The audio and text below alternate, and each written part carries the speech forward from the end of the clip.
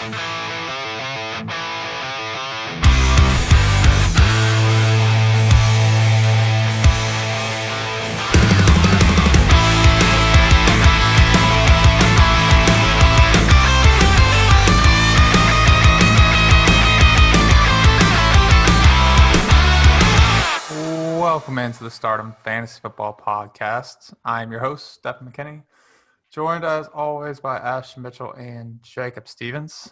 Guys, we're officially in week 4. The season is flying by already.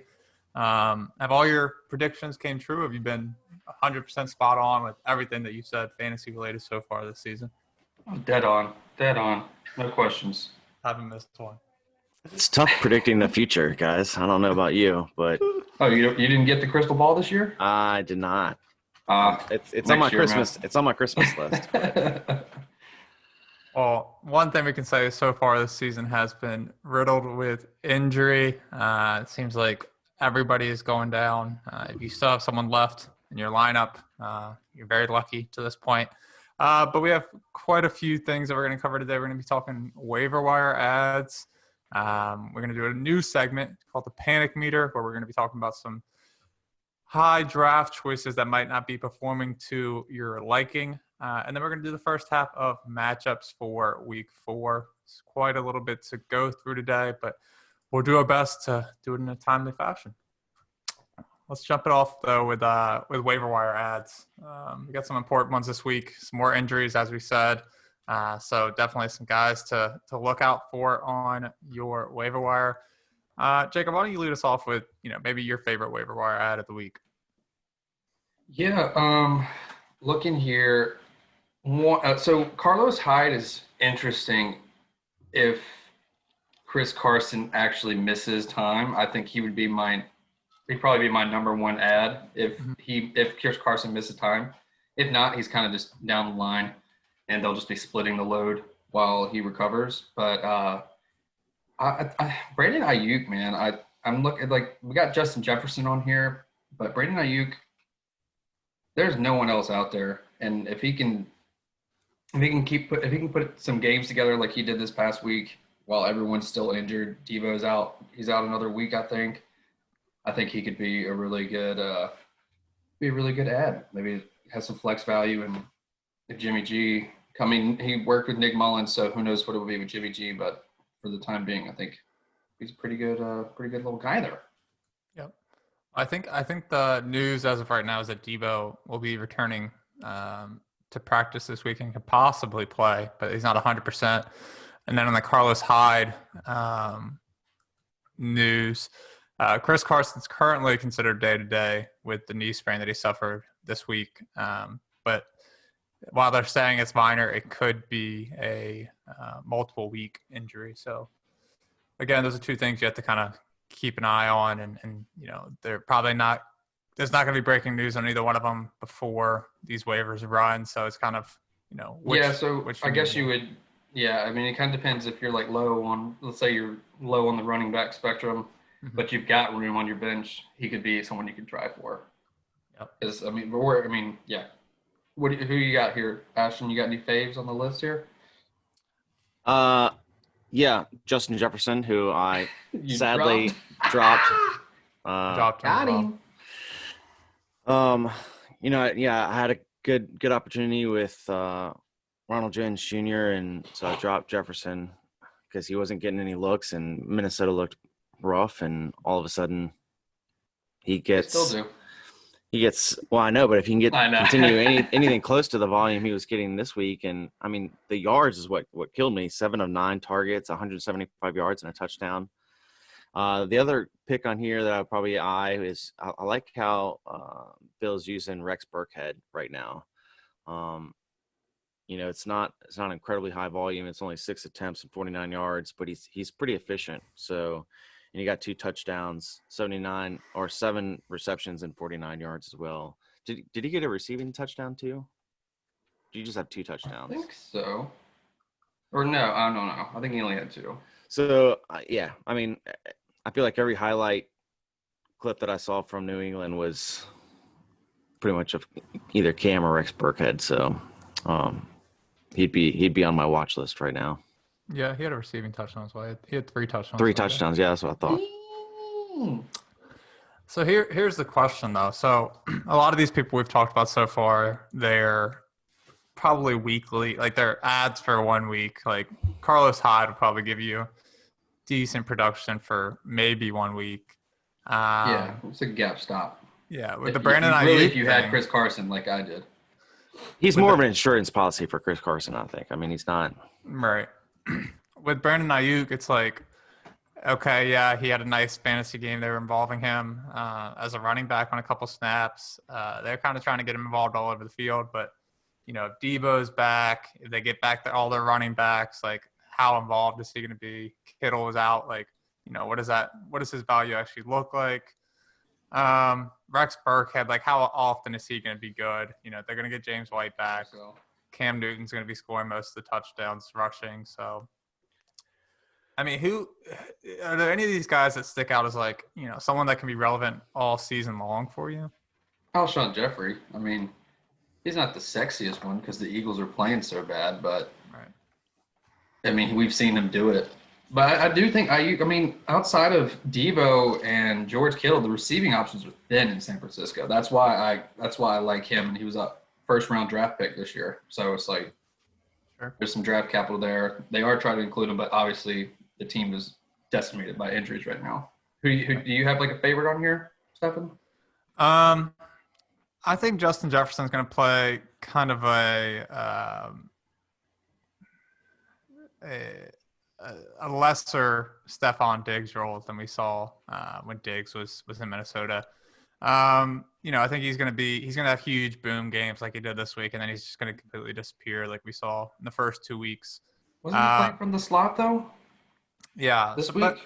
But I think Thielen normally does, and they put Thielen on the outside instead of Jefferson. Right. Yeah, I mean Justin Jefferson did most of his damage in college in the slot, but right. I just don't see Justin Jefferson being a consistent producer. I think he definitely deserves to be on people's rosters, but it's going to be hard to pick out those good games for him. I don't expect him to consistently produce big time games. If you like Scotty Miller, don't you? Who, me or Stefan? No, Stefan. Oh yeah. Can I just on the Justin Jefferson situation, Minnesota is in a position where they're realizing, oh crap, this Diggs situation, us losing Diggs hurt us a lot more. Yeah, hurt us a lot more than we were anticipating. They're in a situation where they have to have options, and I think they're going to be throwing because they're going to be losing. Yeah, after the performance that Jefferson had this week, I think they're going to have to open up the gameplay a little bit more towards him. So I could see him having higher value going forward. If you're hurting at receiver or flex position, he might be someone you need to pick up just to, watch another week and then start filling in your spot. Yeah, so get that consistency. Yeah. Go ahead, Steph. Sorry about that. Another person I do want to talk about is Jeff Wilson. I know we're talking about a lot of 49ers players, but it just seems like someone's getting hurt every week from this lineup that, you're trying to just plug in the next available guy. Like McKinnon. Yeah, so McKinnon. He's hurt now. Yeah, McKinnon's banged up. We don't know the exact status of his injury or how long he's going to be out. The 49ers are still holding on hope that Mostert will return this week. But are you guys picking up Jeff Wilson as, the possibility that, he's the only guy left? Because, he finished with 2 touchdowns on the week this week. Only had 12 carries for 15 yards, but pounded it in the end zone and then found another receiving touchdown. Is Jeff Wilson someone that interests you? Against the Eagles, maybe. They got a pretty good rush defense. So, I don't know, man. You could take the shot if he's going to be the only guy out there. You have to, really. But is Mostert going to come back? So you would be taking a chance because obviously we won't know that till the end of the week. But right. Like you said, if you need the depth at running back and you've got space on your bench, you have a second defense or something, you picked up the stream, boom, see ya. My name is Jeff. We'll be just fine. Dude, I just think San Francisco is just the melting pot of injury in the NFL right now. Yep. They got to stay out of what is it? Is it MetLife? What's their stadium? The New York one. Yeah, MetLife Stadium. MetLife, yeah. they got to stay out of there. And then the last guy I do want to talk about is Scotty Miller for Tampa Bay. Led all receivers in yards this week for Tampa Bay. Chris Godwin suffered a hamstring injury and is expected to miss at least this coming week. So with Chris Godwin out, you kind of got Mike Evans, who has been nothing but a touchdown guy, it seems like. And then you got Scotty Miller. So is Scotty Miller someone that interests you guys, with decent floor? I don't know if he has a decent floor. I mean, his ceiling could be nice if he got in a little bit better rhythm with Tom Brady. He hasn't had a touchdown. And Mike Evans is special. 2 for 2. 2 catches for 2 yards for 2 touchdowns. I think Scotty's only accumulated 165 yards total this season. I mean, he's the wide receiver 55 right now. Yeah, and then you look at someone like Justin Jefferson, who got 175 yards in one game. So, I don't know. I mean, with Mike Evans developing a good rapport with Brady, I don't know if Scotty Miller's. It depends on your bench, depends on your roster, how bad you're hurting. I picked him up and I didn't get anything out of him, and I dropped him. So, right. I mean, the ad for Scotty Miller here, I think, is all related to Chris Godwin being out, and someone's got to get the targets here. But we saw this in week 2 as well, where Chris Godwin didn't play, and everybody thought this was going to be Scotty Miller time, and he just didn't produce. So, are you willing to take that second chance on him? I guess is really the question. Yeah, I mean, I like we've kind of discussed before, I think times of value here. I think if, the further we go into the season, the better connection Scotty Miller and Tom Brady might have, but it's a might, I mean, I know Brady gives him looks. I just don't know. He's not Julian Edelman. So, yeah. And it looks like he started targeting Rob Gronkowski a little bit. I think he had 8 targets this past week, 6 catches. OJ Howard had 3 catches as well, and he loves throwing to the running backs. So I don't know, and Scotty Miller, he had 3 catches for 83 yards. So obviously he had that one hit, a big catch play. I'm not really into it. Tampa Bay is playing the Chargers this week, and it's just they haven't. I don't know. Their offense is like they've been winning, but it just doesn't seem like it's clicking on all cylinders. And it's probably because he's had a major wide receiver out every week. I don't know if Scotty Miller can step into that role the way he needs to. I mean, do you think Chris Godwin is he just going to be in and out all season with injury? No, I don't think so. I mean, he didn't have any injuries last year really till the end of the year.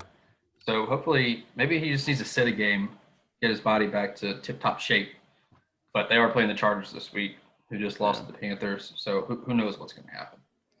I mean, Miller's dealing with injury as well. He's got the hip and groin. I don't know. Yeah, maybe we'll talk about, these guys compared to some of these other starting options we have in our matchups, to kind of see where you guys really are on them and maybe who you play them over.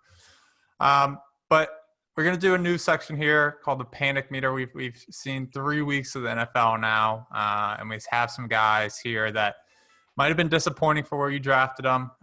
So just because they're on our Panic Meter doesn't mean that you should be dropping them or trying to trade them. Do not drop unless advised. Right. But they might not be guys that you're starting on a week-to-week basis now. But, we'll go through everybody's opinion once we go through each player. I think we start with the reigning NFL MVP, Lamar Jackson. Everybody drafted him as either quarterback 1 or quarterback 2 as early as, late round 2, early round 3. What is y'all's thoughts so far on Lamar Jackson? It's Lamar. I mean, rain, sleet, or snow, you're going to keep him on your roster. I I mean, if you have another quarterback that you feel has a better matchup, I mean, last night's game was pretty rough for him, but I mean, the talent and ability is 100% still there. So I don't know. I wouldn't hesitate to start him. I wish he could open up the gameplay a little bit more to some of his passing options, Mark Andrews, Hollywood Brown, but I don't know. I mean, I felt like he was developing a lot better as a pocket passer, and then being smart on when to scramble. What do you guys feel? I mean, I'm not really worried about it. It seems like the passing game has hit like a rough spot right now. I mean, Andrews couldn't get. I mean, the Chiefs' defense is not bad. First off, and that was his worst game last night. I think with 14 points. His worst game, or what did he do the week before? Do you know something? That was his worst game. I think the week before he had like 18 points. Yeah, and that was a defensive game. I think they had some early defensive plays against the Texans, and they were up pretty big early and beat them 33-16. First game, obviously, they destroyed the Browns. They're playing Washington this coming week. Ashton, enjoy, and then the Bengals, and then the Eagles. So I mean, I think they're going to right the ship here soon. I'm not worried at all. Yeah, I mean, I think if the way you look at it, I think is really how it matters here. Yeah. So if you look at it as you were expecting it to get the Lamar Jackson that we all saw last year, who won people leagues and was far and away the best fantasy quarterback there was. Yeah, you're panicked because I don't think he returns to that form this year. He's not going to be, the number one quarterback by 60 some points. But if you're looking at it as, I'm worried Lamar Jackson's going to finish in the top half of QB1s, I don't think you need to be worried. I think, as you were saying, his schedule opens up here. You're going to start him against Washington. You're going to start him against Cincinnati. Like, the second game of the year was, something that they were up by a lot. They didn't really need to utilize him too much, and he didn't really hurt you too bad. Last night, I think, is really where he disappointed you. You expected him to be a little bit better, especially against the Chiefs on a Monday night game where he could, really show that he was comparable to Patrick Mahomes, and he let you down there. So he burnt you already, but I think you still got to continue to start him until you see that, it's just not the same guy. But until then, I think Lamar Jackson should be okay. What about Deshaun Watson? Has yet to finish inside of the top 10. What do you guys think of Deshaun Watson moving forward? It's going to get easier for him. I mean, his first three matchups were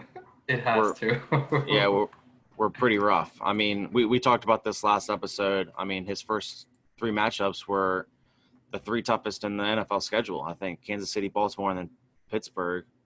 I mean, next week he faces against Minnesota defense that has been pretty abysmal, and then he faces Jacksonville, which was performing well up until going against Miami. So I mean, it's going to get easier. It's not all uphill from here. So he has an opportunity to up his game. Unfortunately, his offensive line is really, really bad. And they need to come up with some creativity and some better play calling there to kind of keep him alive. But on that side, he's holding on to the ball a little bit too long.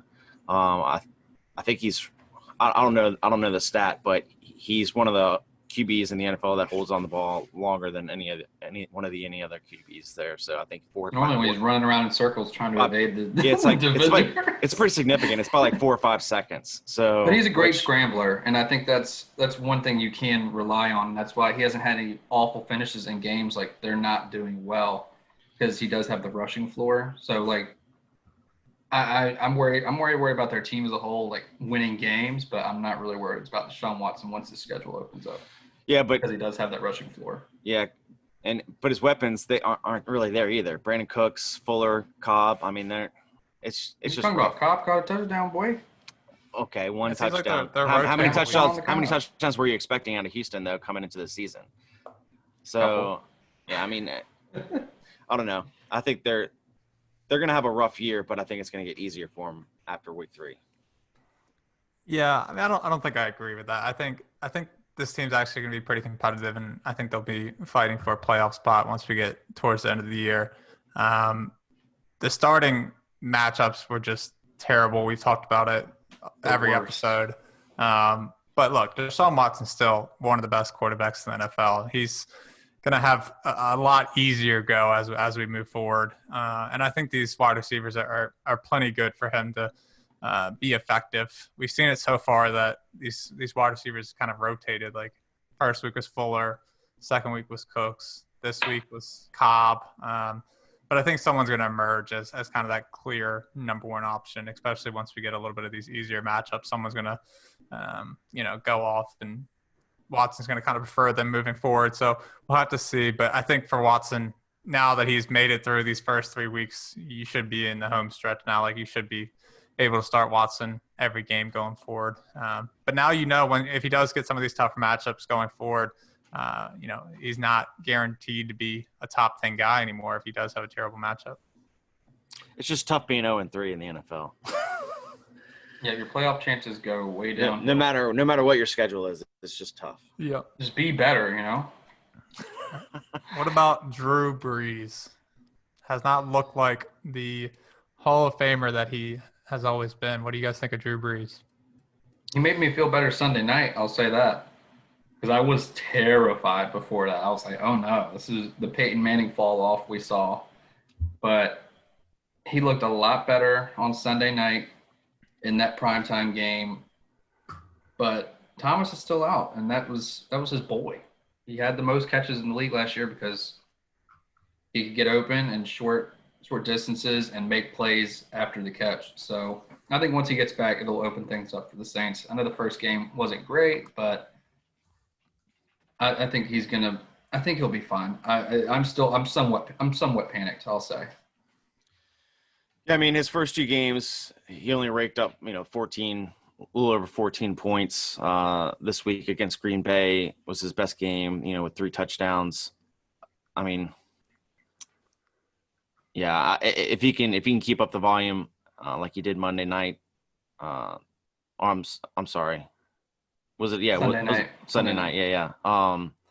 Then yeah, I think we'd be okay. But you're right. He hasn't looked like the Drew Brees of old, and he's old. I mean, think about where they'd be if Alvin Kamara was out. I mean, I know they have Latavius Murray, but right.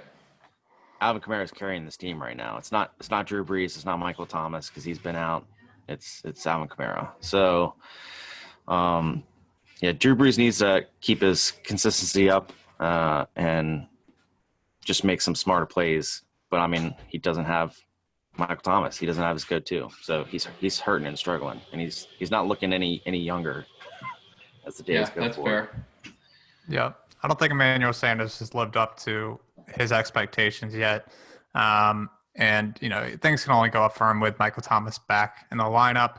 I don't think you should be too worried about Drew Brees yet. If you have a better option to start with a better matchup, of course, you should probably be starting them. I don't think Brees is a locked and loaded weekly starter anymore. Right. But once he gets Michael Thomas back, I think that will be more of a clear estimation on how Brees' season will look going forward. If he's still disappointing with a healthy Michael Thomas, then I think that's when it's time to panic for you. Jameis Winston, let's go. All right, let's get into some running backs that have been disappointing. We'll start it off with Joe Mixon. He's in a couple of my teams now. Can you start? Can you lead this one? Sure. Stephanie, yeah, I'll please. lead it off. Yeah, like I said, he's in a couple of my teams, and I've started him every week. He's been disappointing for where I drafted him. I made. You didn't trade for him last week, did you? Yep. Went ahead and traded for him. Traded low for him, tried to get some value off people that might have been disappointed like I am. I still am a big Joe Mixon believer going forward. Are you panicked? Slightly. I'm gonna say I like it. I'm slightly panicked on Joe Mixon. He has not given me the value that I drafted him for. But honestly, I think this Cincinnati offense is still trying to figure it out. They have a rookie quarterback who they've given 100% full trust in, and they've been letting him just air the ball out, which obviously doesn't favor Joe Mixon's game. I think they'll become more of a balanced offense. They'll try to, teach Joe Burrow the actual NFL offense style. He's not going to be throwing 60 passes a game his entire career. So I think they'll start to figure it out in Cincinnati, and I think Joe Mixon will turn out to be just fine. But it's scary to be a Joe Mixon owner right now. What do you guys think? Yeah, and this is kind of how I felt last year. I know he had a good run towards the end of the season last year, but there were moments where I was really, really concerned. And this year it's just kind of carrying on that feeling. Luckily, I don't have him on my teams right now. But I feel for some of the guys that do. Do you feel for Stefan or like other guys that do? No, just other guys. Thank you. Stefan, I'm okay with. Stefan, I'm glad he had Joe Mixon this week. So. But no, I don't know. I'd be looking for some trade value here going forward. Maybe packaging him with someone else I can get rid of on my roster and see what I can. I'd be shopping, just because gut feeling just tells me that it's going to be struggle city for a while. Yeah, I'll just a quick note on Mixon is that he kind of did this last year. I know it's a different quarterback, but once I think it was around week 8. Well, he didn't get his first touchdown until week 10, but it was around week 7, 8, or week 8 where they really started utilizing him and passing to him a little bit. That's the only thing that's missing right now. Joe Burrow's throwing it a billion times. He doesn't have to throw it down the field all the time. Joe Mixon is a very good. He's a very good receiving back. I think they need to utilize him and kind of put him in the game plan on some screens and stuff like that. And I think he'll be fine. But I am also slightly panicked with him. But I wouldn't go out trading for him like Stefan did. But we'll have to see once the season ends. Yeah, we'll see. I like Mixon. What about Mark Ingram? I think Mark Ingram's the first guy on this list that I'm 100% concerned about. I have Mark Ingram on a team or two, and I'm not starting him going forward until he shows that he's the clear-cut guy there. I agree. Yeah. They just haven't been efficient in the red zone or really gotten there, and then it's it's just not it. Yep. Panic. Full 9. on panic for him. Yeah. Red alert. And lastly, with the running backs, Kenyon Drake, another guy that was drafted really early for running backs, hasn't given you the production that you thought so far, but hasn't been absolutely terrible. He hasn't killed you yet. What is y'all's worry about Kenyon Drake? Kyler Murray. I have Kenyon Drake in a couple of leagues. Kyler Murray is probably the only concern, just because he's taken off and running all over the place. But Kenyon Drake, I think he's pretty high up with the touches. I think he's top 5 in touches. He just hasn't gotten in the end zone yet, and or maybe he did one time. I don't know. It hurts me because I am a Kenyon Drake owner in a couple leagues. He had a touchdown against San Francisco week 1. Yeah, so it's been a while. So I'm not super worried because the touches are really there. The volume's there. I think it'll be just fine. But I would say, marginally panicked. How do you like that? That was a good one. Yeah, I think with Kenyon Drake, that offense is looking good so far. Obviously, DeAndre Hopkins is getting a ton of touches, so it takes a little bit away from Kenyon Drake. Kyler Murray's running it a little bit more than we saw last year. But I think as long as this offense is moving and doing well, Kenyon Drake should be fine. He should get more scoring opportunities and should be just fine going forward. What about Hollywood Brown? Everybody thought he was going to be this year's Chris Godwin. Thought he was going to explode onto the scene and just, be a real consistent producer. But we've yet to see that, especially last night. Just he was irrelevant all game long. But I think most of the Baltimore he wasn't getting any separation. What do y'all think about Hollywood Brown going forward? I'm very concerned. He's only had one game this week or this year over where he's had over 50 yards in receptions. And that was week 1 against Cleveland. He got 5 receptions for 101 yards. He hasn't had a touchdown yet.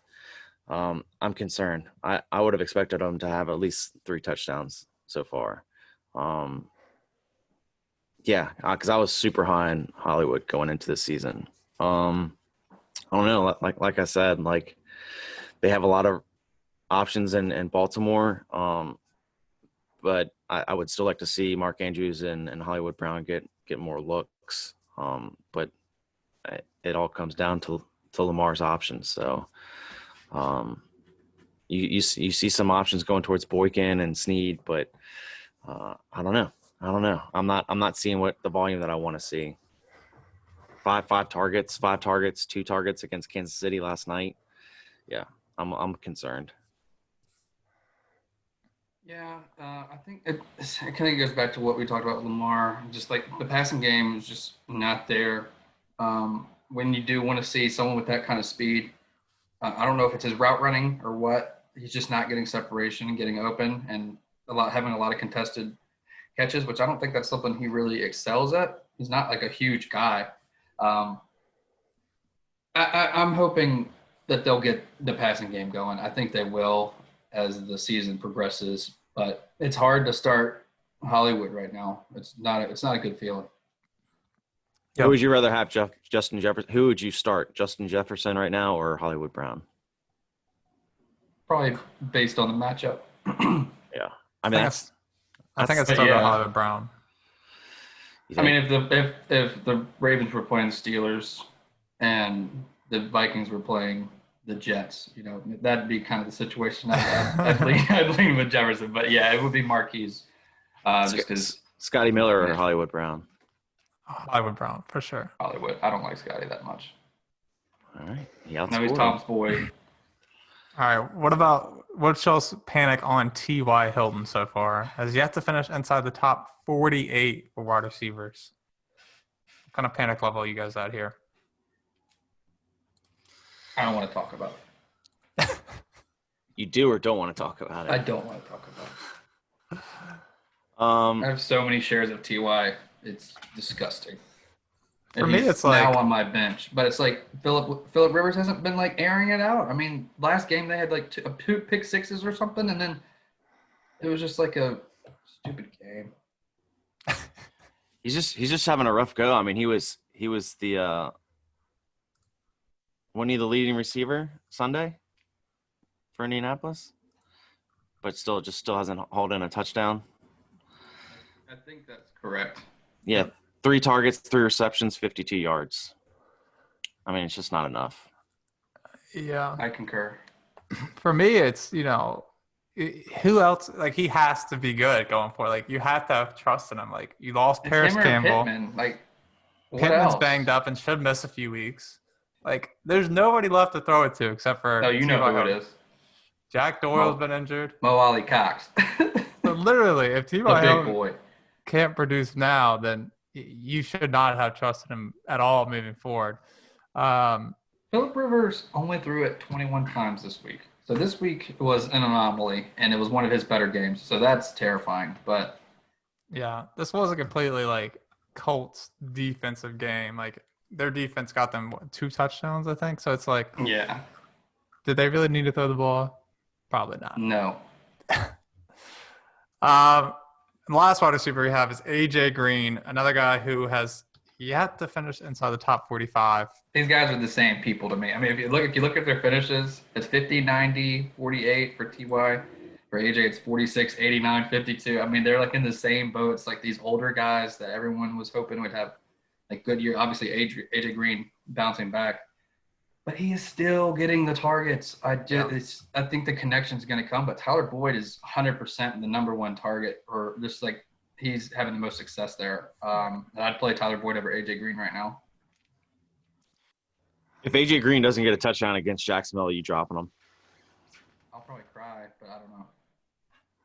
Yeah, I don't think you can drop him with the targets that he has. I think you can definitely bench him for a better player that you have on your bench, but AJ Green definitely deserves to be owned. The targets haven't turned into production, but his target share is absolutely insane still. So I think you still got to just kind of hold out hope for AJ Green and Joe Burrow to find that connection. So week 13 against Miami. Yep. Yeah, once the playoffs come around, Okay. it's going to be AJ Green time. All right. It's going to be a fun ride. And then let's do some tight ends real quick before we move on to the matchups. What about Evan Ingram? Has he had to give you a tight end one performance? You worried about Evan Ingram? Always worried about him. Ingram. I'm giving up on the Giants, I think. Really? For All now. Giants. Okay. Until it opens up a little bit. It's just, I mean, you can't start. Daniel Jones has been dookie. I like Darius Slayton. He's he did okay. I think he had like 5-6 points for me last week, but Evan Ingram has looked awful, man. I wouldn't drop him just because. He's got some easier matchups in the next 4 games. I mean, they're on the road 3 out of the 4. They're facing the Rams, Cowboys, at home against Washington, and then on the road against Philly. So Cowboys are no easy matchup. Okay, don't just say that willy-nilly. Are you sure? We'll see when we play you guys. We'll see when we play Washington. That's okay. So NFC East is abysmal. It's bad. NFC least, as they're calling it. But I mean, yeah, I would keep an eye on his schedule going forward. He might have some decent matchups there, and hopefully get some more looks. His target share isn't horrible. I mean, he's 7 week 1, 8 week 2. He dropped to 5 against San Fran week 3. But a little bit more efficiency would help. So, and hopefully these matchups moving forward would increase his point volume for you. So. I don't know. If you don't, tight ends are tough to come by too. So if you don't have a better option, I don't know if I'd cut them yet. Fair enough. What about Austin Hooper? Such high hopes and such disappointing results. Do what? We did not have high hopes for him. Okay, I think this is the first guy you can consider on this list that could possibly be dropped to this point.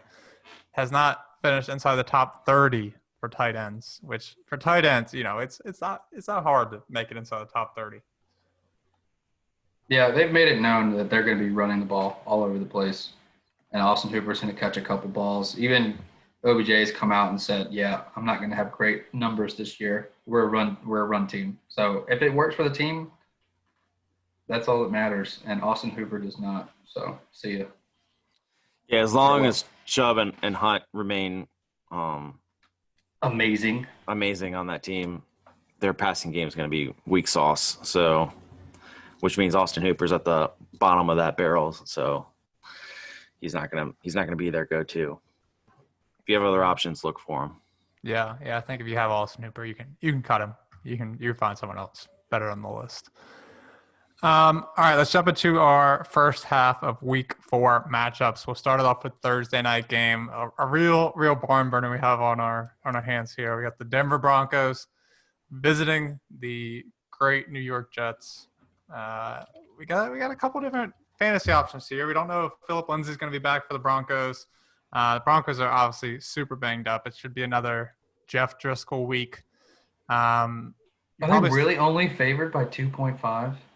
Well, I mean, look at their team. I guess the QB situation isn't looking so hot. Right. And Sutton's dead. Gosh, that's just a compliment to the Jets right there. I don't want any part of the Jets. I still don't. I'm not really into the Berrios guy. I think Melvin Gordon could probably have a pretty good game. And Jerry Jeudy's a little banged up, so I think Noah Fant will probably have some more targets, a little bit more. Yeah, I don't really like this game at all. Woo!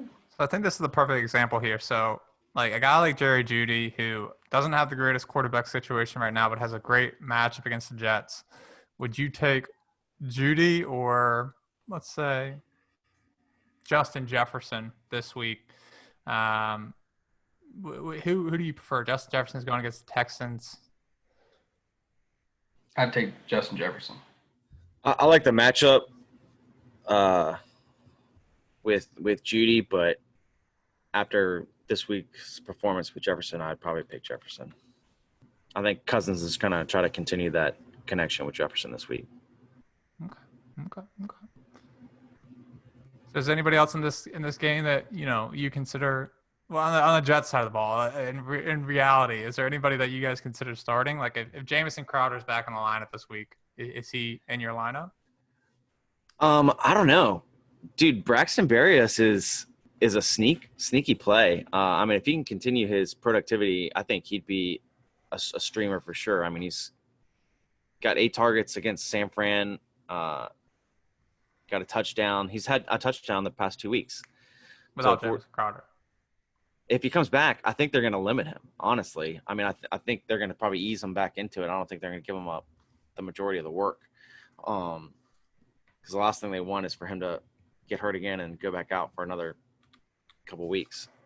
So I think they'll probably ease him into it, especially if you have someone like Berrios who's been performing. So I could see Berrios still having a good game this week. So if you have him, could be worth a flex. It's just me. That's just me, though. You know. I'm not approving. He's going to get fired after this Thursday, and I can't wait. I mean, that would only improve everybody else's outlook on that team. So exactly. All right. Well, let's jump into Sunday's matchup then. The first one we have on our dock is New Orleans visiting Detroit Lions. Super high over under here, guys. 56 points. Possibly see Michael Thomas back in the lineup this week. What is y'all's thought for this matchup here? I mean, if Thomas comes back, don't you think it's going to be limited? No. You think he's going to they're going to unleash? No, I think he could have came back last week on a limited basis, but he chose not to. So I'm going to say if he comes back this week. I don't think he chose not to. I think they chose not to. No. That was the smartest move for the Saints. I mean, I think if Michael Thomas is in the lineup, he's 100% go. Yeah, I mean, I like past Thomas, and I think Jared Cook has become a tight end you can kind of play on a weekly basis. Do you have any interest in Traquan Smith or Emmanuel Sanders against this Lions secondary? Traquan Smith if Thomas doesn't go. I think he's a flex consideration. If not, if Thomas is there, then no one else. No. Yeah. Okay. What about on the Lions side of the ball? Like we have this carousel of running backs. It seemed to be the Adrian Peterson show once again in week 3. Got all the carries. I'm not ready to jump on that carousel. No, not as a flex consideration. Not Adrian Peterson. No, it'll change this week. Don't worry. So if you had Swift will be in there. If you had Adrian Peterson and Carlos Hyde to decide between, who would you flex? Peterson, especially against the Saints. Remember the connection with him and the Saints. Oh, revenge game. Yeah, I think game. I like the Saints run defense a little bit better. I'd probably take what's his face?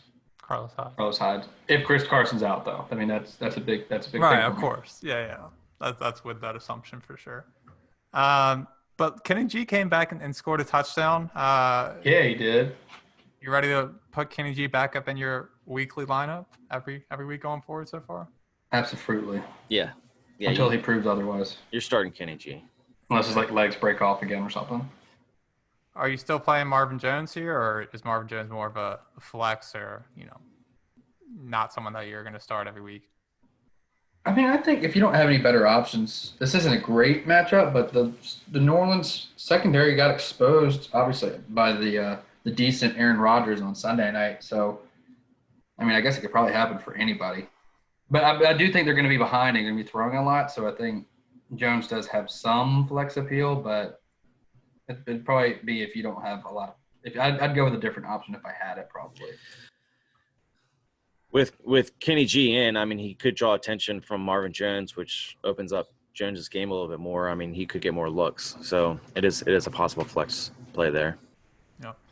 And lastly, what about TJ Hawkinson? Like he's been pretty productive so far for where he was drafted. Currently the tight end number 8, right behind Darren Waller. So what do y'all think about TJ Hawkinson? I mean, is he a guy that you're still throwing in your lineup?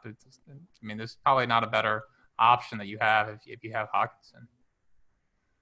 Yeah, I mean, I think he's getting enough volume that it's fine.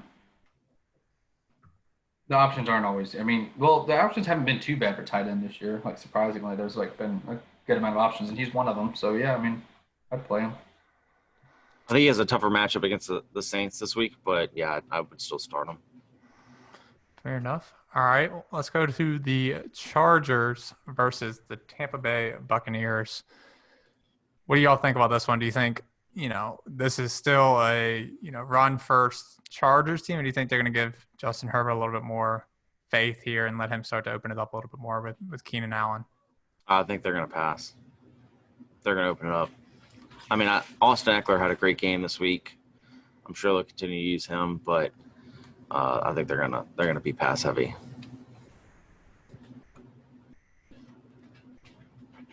I don't know, man. Last week was embarrassing for them, but the rush defense for Tampa Bay is pretty good. They are pretty good. So I think Keenan Allen's going to continue to feast, and I think Hunter Henry's. I think this will be a bigger passing week this week, and hopefully they keep passing to Eckler. Joshua Kelly was very disappointing for people last week. Had a fumble and then basically got put in timeout. Are you guys looking at Tampa Bay's backfield, or are you guys staying away from that one as well? I think it's turning into exactly what we saw last year for Tampa Bay's backfield. Like half the time it was Ronald Jones, half the time it wasn't. Like we don't know what to expect, and I think that's how you got to kind of prepare your lineups if you have Ronald Jones or Leonard Fournette. Like you got to be prepared to get almost nothing if you start one of them. But we've talked about Scotty Miller as well. Obviously, I think Mike Evans, the very efficient Mike Evans. I know people are kind of like, well, are you worried about his volume? Not really. I'm not really worried about it. Are you guys?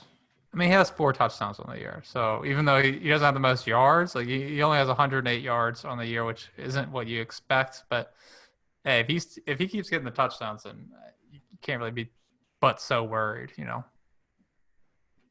What about Brady? You guys starting Brady? I told you to start the year that Brady is not going to be good, and he has not looked good. So therefore, no, I'm not starting Brady. I don't even know thank you. If he's on your team anymore. He's probably on waiver wires for most matchups. If you find the right matchup for him, sure. If he's playing the Jets this week, I'm 100% fine with streaming Tom Brady, but he's not a guy that I'm looking to start if I have a better option. What about the Jacksonville-Cincinnati matchup? Another, 2 great teams here. Who do you guys like in this matchup?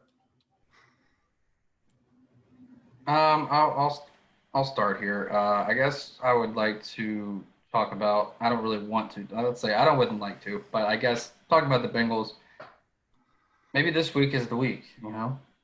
AJ Green, 50-yard bomb, something like that. That'd be nice.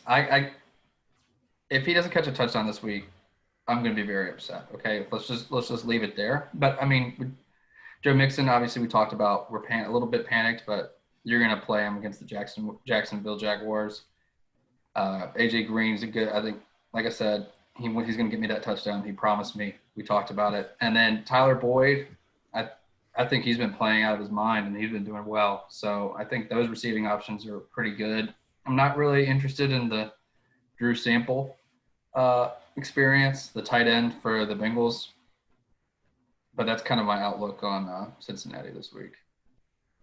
What do y'all think? If DJ Chark comes back this week, are you ready to throw him back in your lineup against Cincinnati? Hell yeah. If he's not, are you playing Cole? I'm not doing that again. Yeah, I did that last week, and it hurt me a little bit more than it helped me. It resulted in about 3 points. Again, it's tempting, like they got to throw the ball. This is a good matchup. Minshew is disappointing last week. I'd be more interested in Shenault than Cole this week if Shark's out. Okay. I think if you were lucky enough to get James Robinson on the waivers early in the season, he has been nothing but great so far.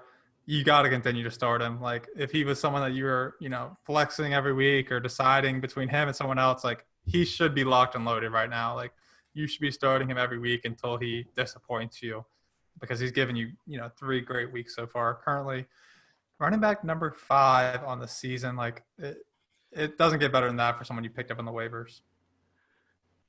I concur. Number four could have been better. It's true. Yeah. I think you can start Minshew and Burrow in this game too. Right. That was as my a question. streaming option. Yeah, I mean, compared to some of these, like even versus Tom Brady, who we just talked about, are you starting Burrow and Minshew over Tom Brady? Yes.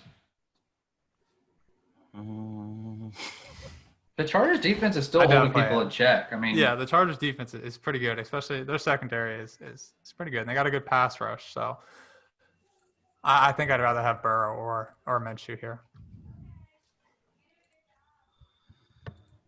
So next matchup, we've got the Vikings. Yep. So we got the Vikings versus the Texans. Finally, the first good matchup for Deshaun Watson. So with this being the case, like we talked about it earlier, like the wide receivers have been rotating who's going to be the number one that week. Which wide receiver are you guys confident, flexing or starting this week with the first good matchup for Houston? Fuller. Confident? Yeah, it's not confident. It's definitely not confident. Well, out of the three, which one do you have the most confidence in? Fuller. Yeah, probably Fuller, but I bet Brandon Cooks has a better game than he's had all season. I mean, I could see Brandon Cooks getting in there and putting up some points, but that whole Houston situation just makes me very, very nervous. I know we said it was going to get better, but I want to see it better before I start using everyone there. Yeah, I mean, I think if I have Fuller or Cooks, I think I'm okay with starting either one of them in this matchup. I think Watson should do just fine against Minnesota. Their defenses look terrible so far. So I think either of those guys I'm happy to start. As well as David Johnson. I think David Johnson should look better in this matchup as well. And then on the Minnesota side, we've talked about Justin Jefferson. Are you guys starting him again? Would you start him this week now that he's coming off that big performance, or are you trying to look for a better play? If I don't have any better options, I wouldn't feel too bad about it, but I want to see it another week, so he'd be riding my bench if I get him off waivers, I'd say. Yeah, depending on options and matchups, but he could be a flex play. Okay.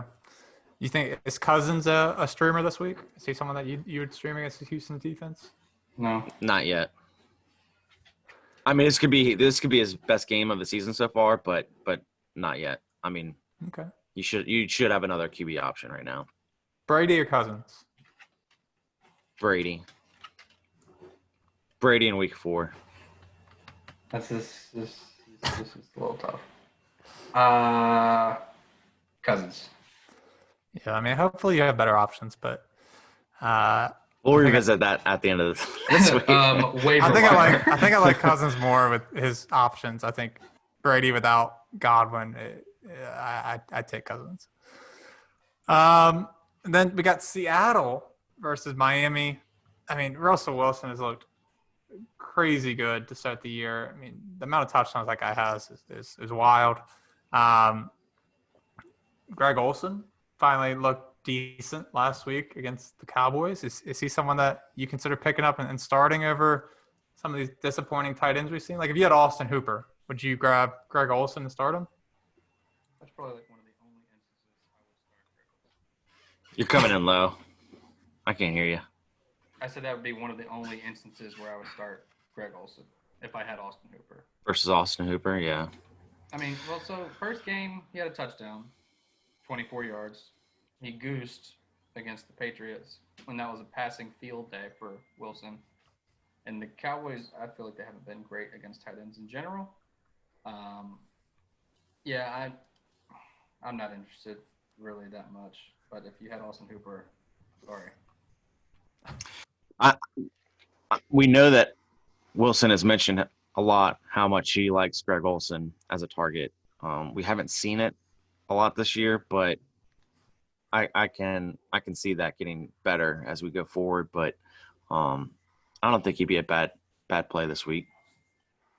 Gotcha. And then on the running back situation, like I think these guys are probably pretty comparable this week. We got Carlos Hyde, the probable starter. And if Chris Carson misses, and then on the other side you got Myles Gaskin, who seemed to get 1 million touches last week.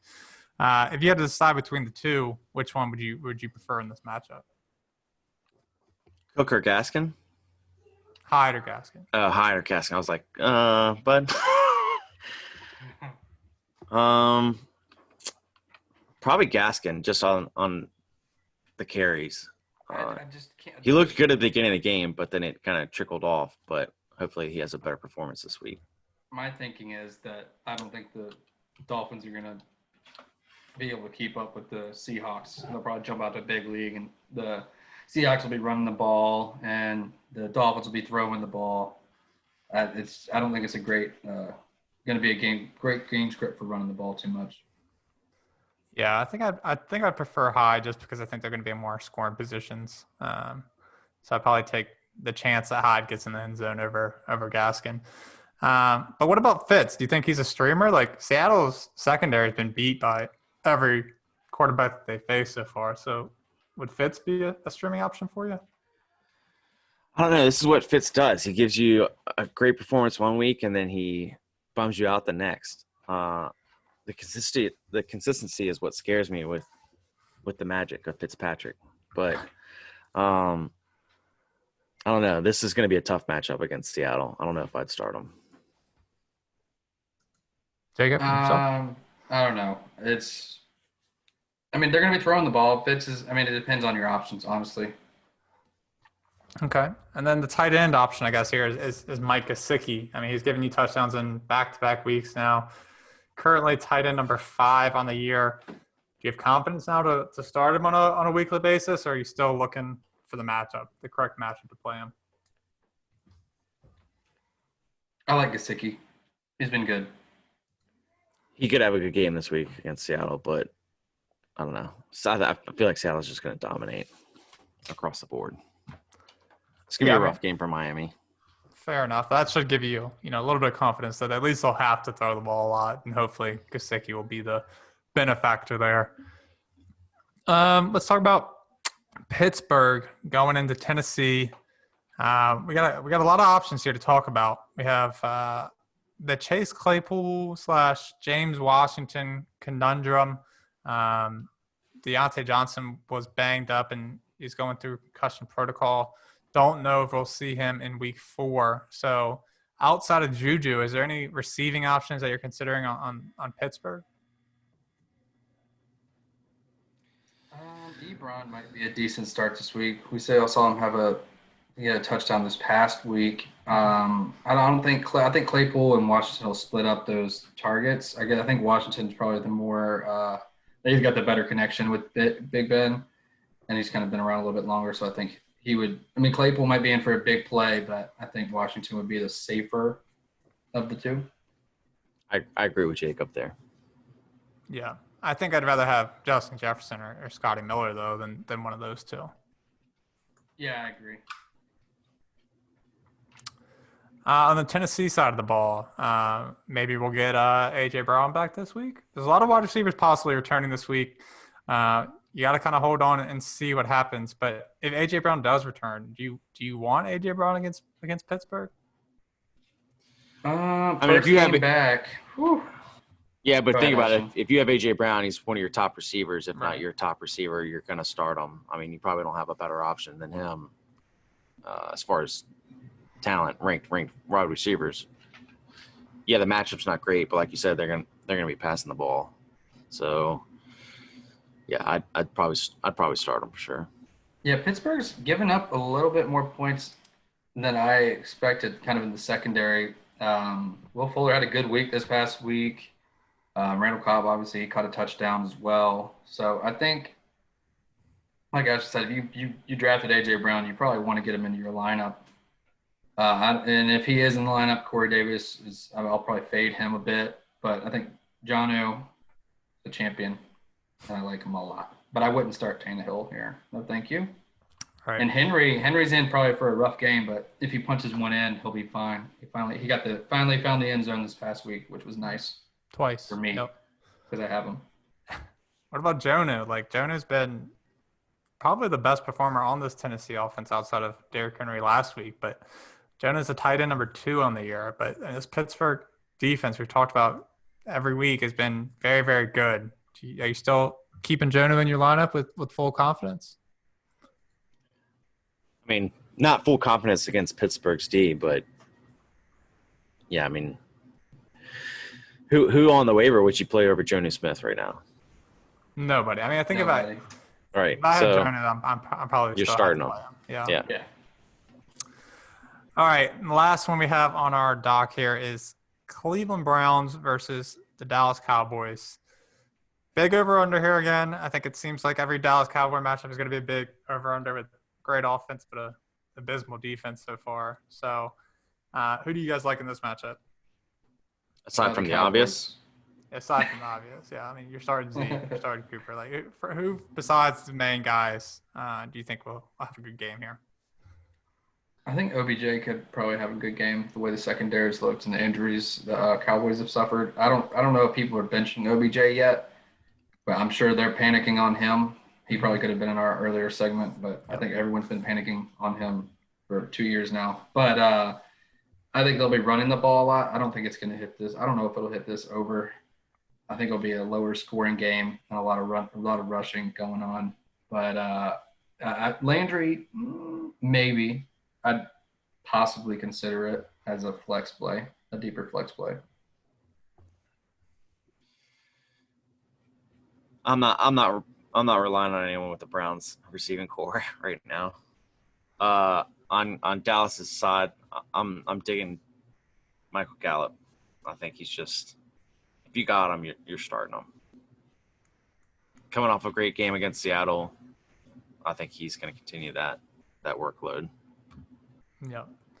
Yeah. I mean, I think for me, I think this is actually going to be a good week for the Cleveland wide receivers. I mean, Dallas just has been so bad against wide receivers so far. All of them have just torn us up. I mean, DK Metcalf could have had 2 touchdowns if he wasn't, too cocky around the goal line. That was the goal line right there. Whoopah! But yeah, I mean, we've just been beat up by wide receivers. So I think OBJ and Landry should probably be considered for your starting lineup here. And on the Dallas side of the ball, like, I still think you can put CeeDee Lamb and Michael Gallup in. Yeah, I think CeeDee will bounce back from last week. Yeah, and I think you might have some worry about Amari Cooper with Denzel Ward probably shadowing him, but Denzel Ward really hasn't been able to shut down most wide receivers yet. So I think you still have full confidence in all 3 of the wide receivers for Dallas. But what about Baker? Do you think Baker's a good stream here? No. He could have a good game. He just hasn't done anything yet. I mean, I don't think there's a game where you would have wanted to start Baker this year.